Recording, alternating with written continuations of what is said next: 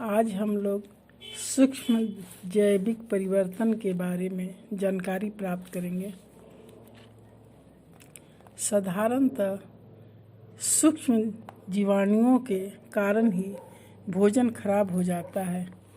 भोजन में पाए जाने वाले 3 प्रकार के जीवाणु होते हैं। पहला है फफूंदी।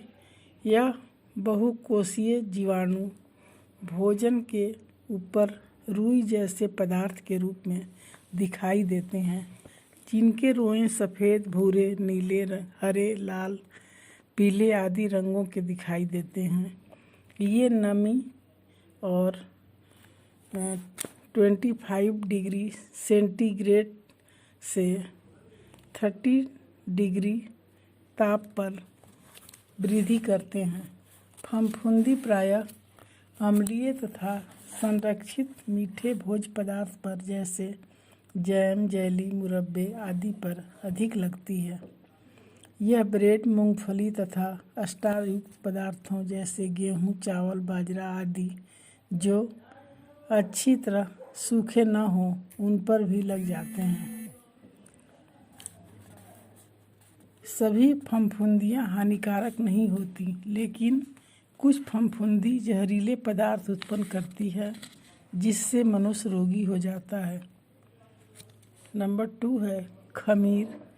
खमीर वायु में पाए जाने वाले सूक्ष्म जीवाणु होते हैं, जिन्हें वृद्धि के लिए जल, शर्करा और उचित तापमान जैसे 25 डिग्री से सेंटीग्रेड की आवश्यकता होती है।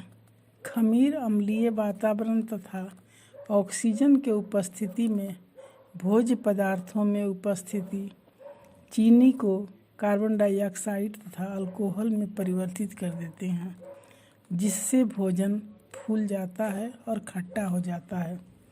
कुछ लाभदायक खमीर होते हैं, जिनका प्रयोग कुछ विशेष भोज्य पदार्थ जैसे ब्रेड, नान, भटूरे, डोसा, इडली, ढोकला आदि तथा शराब और बियर बनाने के लिए किया जाता है। हानिकारक खमीर भोजन में ऐसी परिवर्तन ला देते हैं, जिनसे भोजन प्रयोग के योग नहीं होता। नंबर 3 है बैक्टीरिया। बैक्टीरिया कई प्रकार के होते हैं। इनकी वृद्धि के लिए भोजन, ताप, नमी और माध्यम आवश्यकता भिन्न भिन्न होती है। जैसे कुछ बैक्टीरिया वायु की उपस्थिति में वृद्धि करते हैं और कुछ वायु की अनुपस्थिति में। कुछ बैक्टीरिया 45 डिग्री सेंटीग्रेड से भी अधिक तापमान पर वृद्धि करते हैं, तो कुछ 20 डिग्री से 45 डिग्री सेंटीग्रेड पर, जबकि अन्य बैक्टीरिया 20 डिग्री सेंटीग्रेड से कम तापमान पर वृद्धि कर सकते हैं। बैक्टीरिया खाद्य पदार्थों में विशेष प्रकार के विष उत्पन्न करते हैं, जो हानिकारक होते हैं। यह अधिकतर दूध तथा दूध से बने खाद्य पदार्थ, मांस, मछली, अंडा, पका हुआ भोजन आदि खाद्य पदार्थों को दूषित करते हैं।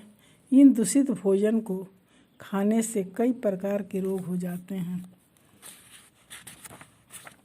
एंजाइमा से होने वाले परिवर्तन। नंबर 4 है एंजाइमा से होने वाले परिवर्तन। भोज्य पदार्थ में पाए जाने वाले एंजाइम भोजन में होने वाले रासायनिक प्रक्रिया को गतिशील कर देते हैं तथा तेज कर देते हैं, जिससे भोजन में जल्दी परिवर्तन हो जाता है। जैसे मांस, मछली आदि पड़े सड़ जाते हैं तथा उनमें से दुर्गंध आने लगती है। फल और सब्जियां पीले हो जाते हैं या काटने पर भी भूरे रंग के हो जाते हैं। एंजाइम 37 डिग्री सेंटीग्रेड ताप पर अधिक क्रियाशील होते हैं तथा 80 डिग्री सेंटीग्रेड पर क्रियाहीन हो जाते हैं। नंबर 5 है कीड़े मकोड़ों के कारण होने वाले परिवर्तन। कीड़े जैसे सुंडियाँ, डोरा आदि कई खाद्य पदार्थ जैसे अनाज, दाल, कच्चे फल और सब्जियों को नष्ट कर देते हैं।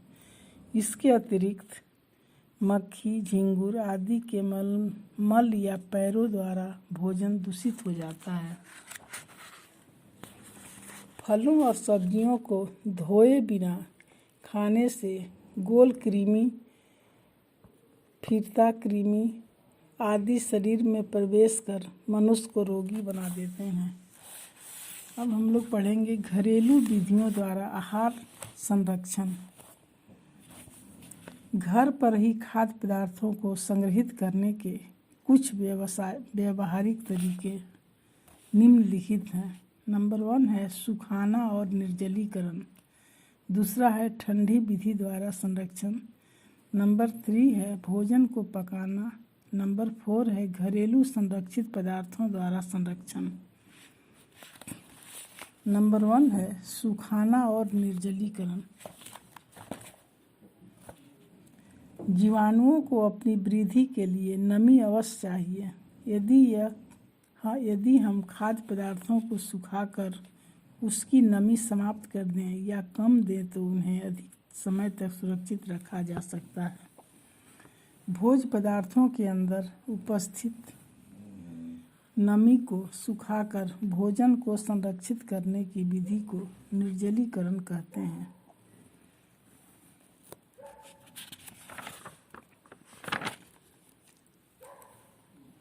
नंबर 2 है धूप में सुखाना। धूप में फल और सब्जियां सुखाना संरक्षण का सबसे सरल तरीका है। सब्जियों में फूल गोभी, शलगम, मेथी, लाल मिर्च, पुदीना, अदरक, सरसों का साग आदि को धूप में सुखाकर संरक्षित किया जाता है। फलों में सेव, खुमारी, अंजीर, अंगूर, किशमिश, कच्चा आम, अमचूर पकाकर, अनार के बीज आदि को सुखाया जाता है। पापड़, चिप्स, बड़ियाँ आदि भी धूप में सुखाकर तैयार किया जाता है। अब नंबर 3 है घरेलू स्तर पर ठंडी विधि द्वारा संरक्षण। कुछ भोज्य पदार्थ ऐसे भी होते हैं जिनमें नमी बनाए रखना आवश्यक है, इसलिए इन्हें संरक्षित करने के लिए इनके ताप को कम किया जा सकता है। इस विधि को ठंडी विधि द्वारा संरक्षण करते हैं। जितना कम तापमान होगा खाद्य पदार्थ उतने ही अधिक समय तक संरक्षित रहेगा। घरेलू स्तर पर ठंडी विधि द्वारा संरक्षण के दो प्रकार से किया जाता है। एक है ठंडे स्थानों पर रखना, दूसरा है रेफ्रिजरेटर। नंबर 4 है भोजन को पकाना।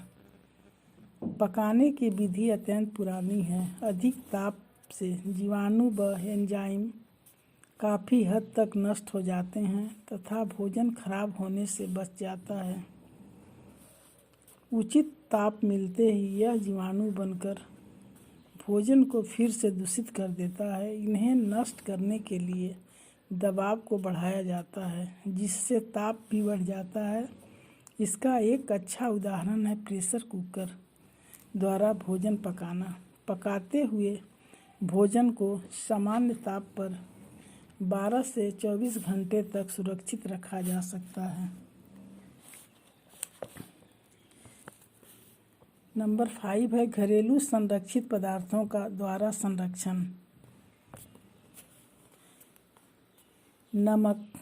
नंबर का है नमक। यह अचार, चटनी, सॉस, डिब्बा बंद व बोतल बंद खाद्य पदार्थों में प्रयोग में लाए जाने वाले मुख्य संरक्षण पदार्थों में से एक है। यह निम्न कारणों से खाद्य संरक्षण में सहायता करता है। नंबर 1 है नमक की अधिक मात्रा से जीवाणु के जीवित रहने की सहायक ऑक्सीजन भी खाद्य पदार्थों तक नहीं पहुंच सकती। नंबर 2 है यह खाद्य पदार्थ में से पानी को बाहर निकालकर उसकी नमी को कम कर देता है। नंबर 3 है नमक में उपस्थित क्लोराइड आयन भी भोजन के संरक्षण में सहायक होते हैं। नंबर 4 है नमक की उपस्थिति में एंजाइम की क्रिया मंद पड़ जाती है। चीनी। नंबर का है चीनी। चीनी से फल और सब्जियों का जैम, जेली, मुरब्बे के रूप में संरक्षण किया जाता है। पानी में अति घुलनशील होने के कारण चीनी जब खाद्य पदार्थों में डाली जाती है तो यह उनमें उपस्थित पानी में घुल जाता है, जिससे जीवाणु में वृद्धि के लिए उचित नमी नहीं मिल पाती। जिन खाद्य पदार्थों में चीनी की मात्रा लगभग 70% होती है वे खाद्य पदार्थ चीनी से संरक्षित हो जाते हैं। ठीक है बच्चों, आज यहीं तक।